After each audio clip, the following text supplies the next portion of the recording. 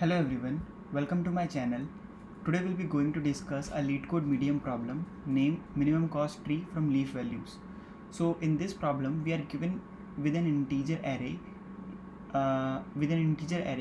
and we need to construct a binary tree out of it such that the in-order traversal of that constructed binary tree give us the original array by taking the leaf node into consideration, and the sum of all the non-leaf node is minimized. So for example, here we are having an input 6 to 4. So for this given input 6 to 4, we can have two possibilities through which we can construct a binary tree. One possibility is, let's say 6 to the non-leaf value will be the product of maximum of leaf node from the left subtree and maximum from the right subtree. So maximum from the left subtree is 6 here and maximum from the right subtree is 2 here. So the product will be 12, right? 6 into 12, 6 into 2. Now let's say 4. If I take 4 here, so this non-leaf node value will be the maximum of a leaf node from the left subtree, which is again 6 from here and 4 from here, right? So 6 into 4, this will be 24. The other possibility is, let's say if I take 2 and 4 into the consideration, then this will be 8 and here this will be 24. So the sum of all the non-leaf node is 24 plus 8, here 32, and 24 plus 12, here it's 36. Okay, so we need to output 32 because in this scenario, if we construct the tree in this manner, the non-leaf node value is minimized. It is 32. So in this video tutorial, we'll be going to discuss a recursive approach of to solve this problem, and then we will do a memoization on it in order to pass the solution.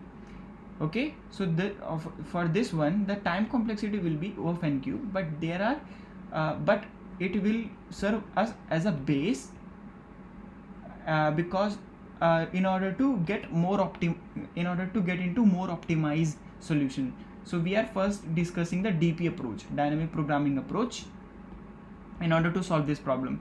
So this complexity O of n cube, but this can give us a better intuition on how to solve this problem in more optimized way. So there will be one O of n square approach and there will be one O of n approach. So we will discuss these two approaches in later video, but in this video we will just going to discuss the recursive approach. Okay, so now let's take an example where we are having, let's say 6, 3, 2 and let's say 4, right? So we can, how many possibilities we can have for this particular the non-leaf node, which will in this case will be a root node also, to have minimized value, right? So we need to minimize this root node value because what we are doing eventually, we are accumulating the non-leaf node value from bottom up to let's say from bottom up.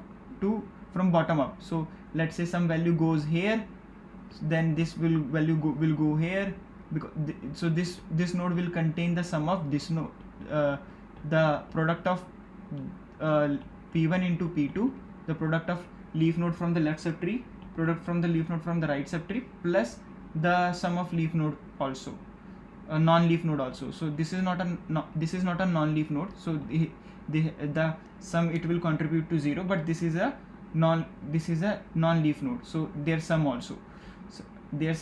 So this will give me this. So again this will we will do similar thing here. So we can generate this given node having a minimum value. Okay, so now in order to generate this given node, we can have several inputs, right? In order to generate this tree, we can have several inputs. How? So let's take 6, 3, 2, 4. So in order to generate this root node, we can take this as 6324 such that 6 into the left subtree and 324 on the right subtree part. Again, there is one more possibility. Let's 63 takes into the left subtree part and 24 on the right subtree part, and here 632 on the left subtree part and 4 on the right subtree part. So this is a sub problem, right? This is a sub problem 3 to 4 for which I need to find the same answer such that the tree formed by using this input, in keeping in mind the answer is optimal. Okay, so again we can recur similarly 3 2 4 3 2 and 4, right? And for this input we are going to recur. So our the base case would be that we are having a single value, that is a leaf node value. So for the base case it will return me that value and the contributing sum, which is 0 in this case because it's a leaf node. But let's say I am having but let's say I'm a non-leaf node. So if for this one, let's say 3 to 4, so I will recur on the left part, I will recur on the right part, whatever tree I have formed from this, right? I will generate this particular node, and this particular node I need to kept it minimized, right? So in order to minimize this value, I need to take all the possibilities. I need to take also this possibility too, because maybe this subtree, if we take this input and form the subtree by using this manner, then there is a possibility that this node can have a minimum value. So for example, 3 to 4, I'm having 8 here, and I'm having 24 here, right? But if we 3 to 6, I'm having 6 here and 4 here. So okay, this is also 24. But think of this case like, let's say if it was like there was some input was given in such a way that this leaf node was this, if we form, let's say, okay, so take this input, right, 6 2 and 4. So if I form 6 2, this is 12, so the end result was 32, right? So and one was 36, so I take 32 as consideration, right? So in order to build this node, I will check all the possibilities. I will check all the possibilities and take only that possibility into consideration, which gives me the best result for this particular node. Okay, so I know for for this possibility I am having some better answer, P1, P2, P3. So in the end I will check for all possibilities and check which give me the better answer, right? And then I will return it.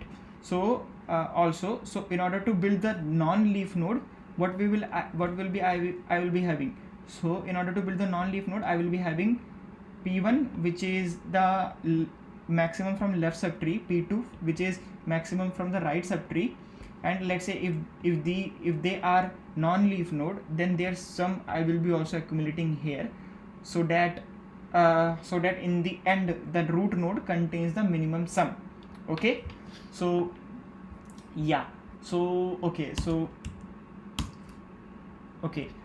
and also keeping in mind that let's say 6 3 2 4, right? So if this 3 2 4, right, 3 2 and 4, so if there will be some point where I will be solving this for 2 and 4, and so if I solve 2 and 4 here, then there is no need to solve this 2 4 here, because it was already solved here. So we can then memorize it. We will see in the code how to memorize the solution for a given input, but we can do memorization so that we don't repeat the sub problem again and again. I think you got this, where the sub problem is lying. So let's say this again, take this input, right, 6 3 2 and 4.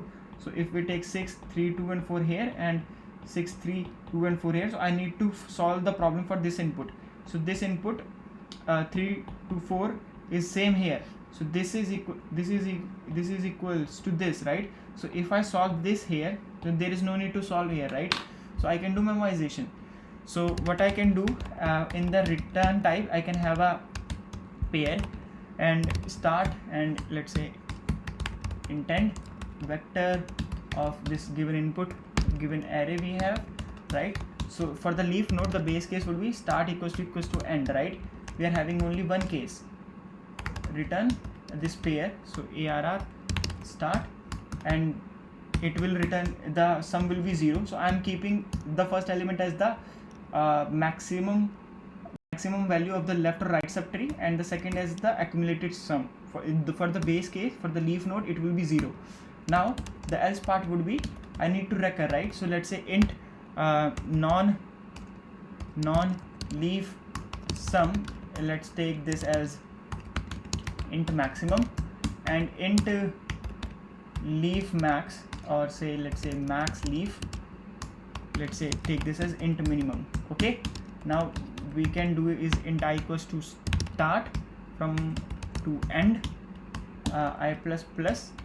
Okay, now we have to do a recur from start to I, and from recur from I plus 1 to end, right? So let's say this give me a pair p1, or let's say p2, this one p2, and this will give me pair p1, right? So p1 dot first will contain the left subtree maximum leaf node, right? So maximum leaf would be p1 dot max of p1 dot first and p2 dot first, right? And this yeah, so we can have it as an vector max leaf. Okay, yeah, and this non-leaf sum would be I need to minimize this, right? Non-leaf sum, so non-leaf sum would be leaf sum, and then p1 dot first into p2 dot first, and then p1 dot second, and then p2 dot second, right? This will be non-leaf sum. So return max leaf and non-leaf sum. Cool. Yeah, and so okay, so start and end. So in worst case, how many different possibilities of start and end are? It will be start into end, right? So yeah, so we are having an area of length 40. So let's take a memo int of int, let's say memo of, let's say 41, so that we can have this 40 index, and then let's say for initialize with some base value or initial value, so 41 I plus plus, for int j equals to 0, j is less than 41, j plus plus memo of I of j equals to, let's say -1. I'm initializing this memo with -1s. Okay, and then this call this recur function, recur with having 0, arr dot size -1 and arr, right? And yeah, so I can do a memo if memo of start of end dot first is not equals to -1, return memo of start of end. Cool. Yes, let's say else if here, and I can, okay, so I need to store it into a memo equals to here and then equals to here. Cool. Now run this function, run this solution actually. Okay, I've made the mistake because s is not capital here, and this should return second. Yeah, okay, 32. Let's submit it. We got accepted. So thanks for watching, guys. I hope you like this video. In the next video we'll be going to discuss a better approach, because this time complexity of this approach was O of n cube, O of n cube. Okay, so see you in the next video. Thank you.